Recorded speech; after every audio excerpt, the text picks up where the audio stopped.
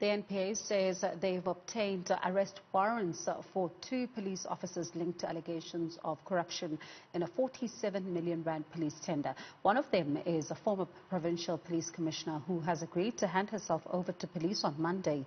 The pair are among 4 accused in a multi-million rand tender fraud case dating back to the 2010 FIFA World Cup. Newzroom Afrika's Karinda Jagmohan takes a look at the origins of this particular case. A case 10 years in the making. A former Pietermaritzburg insurance broker come millionaire businessman with links to Edward Zuma is facing over 230 charges of fraud. But how did businessman Thoshan Pandey find himself in the dock? In 2010, as excitement around the Soccer World Cup was mounting, accommodation was needed for 530 police officers who would secure the events. By this time, Thoshan Pandey registered several businesses to his name and those of close relatives.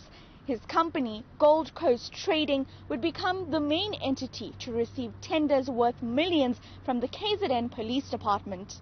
According to the charge sheet, the alleged corruption was abetted by some within the police department. Colonel Naveen Madhav, a former supply chain manager, is facing dozens of charges relating to fraud, corruption and bribery. Another 2 police officers are yet to be arrested, although their names appear on the charge sheet submitted to court. According to the charge sheet, Madhav was not authorized to approve tenders worth over 200,000 rand. He allegedly worked with Pandey to split the tenders between companies all linked to Pandey. Tenders that amounted to millions of rands were allegedly approved by Madhav with the assistance of the other accused. One of the co-accused is former Provincial Commissioner Mamoni Ngobeni.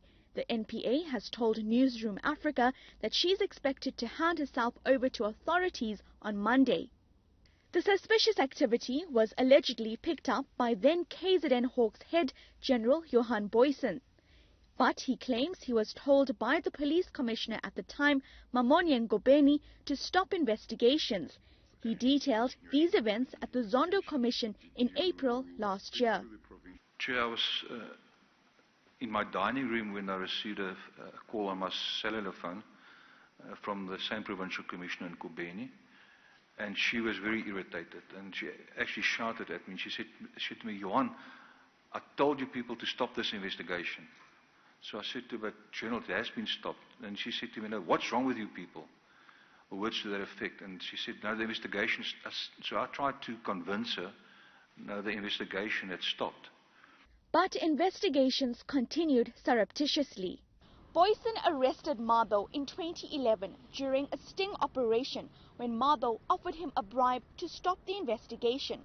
Pandey and Madhav tried to evade these charges in court, and in 2017, former NPA KZN head Moipone Noko refused to continue with prosecuting the 2 men.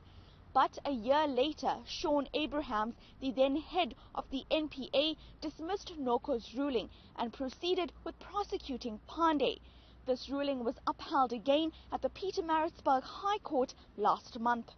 Pandey and Madhav have been released on bail. The matter returns to court on November 11th as police try to net the last 2 suspects. For Newzroom Afrika on Channel 405, I'm Karinda Jagmohan in Durban.